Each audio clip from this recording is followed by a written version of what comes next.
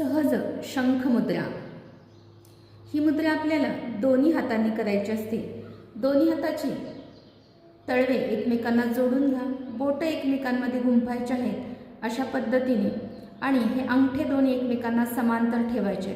ते पुन्हा हलकासा त्याचा दाब तर्जनी ह्या बोटावरती आपल्याला द्यायचा आहे।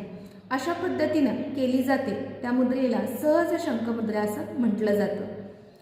हस्तमुद्रा प्रकारातील हा एक महत्त्वाचा मुद्रा प्रकार आहे। ह्याचे आपल्याला खूप जास्त लाभ मिळतात।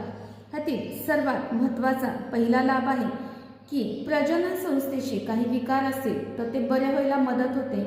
दुसरा महत्त्वाचा लाभ आहे पाठीचा कणा ताठ होऊन त्याच्यामध्ये लवचिकता येते। स्लिप डिस्क वा मणक्यांच्या आजारांवरती प्रभावी आहे। गुदद्वारा संबंधित किंवा मूळव्याध असे विकार असतील तर त्यामध्ये सुद्धा ह्याचा लाभ होतो। पचनशक्ती, पोट, आतडे या संबंधित काही विकार असेल तर त्यामध्ये सुद्धा खूप चांगल्या पद्धतीने ह्याचा आपल्याला लाभ होतो। आणि सर्वात महत्त्वाचं आहे आपल्यामध्ये दक्षता, जागरूकता वाढण्यासाठी ह्या मुद्रेचा आपल्याला उपयोग होतो। सहज करता येणारी सहज शंख मुद्रा। माझे व्हिडिओ तुम्हाला आवडत असतील तर प्लीज लाईक, कमेंट आणि शेअर करायला विसरू नका। धन्यवाद।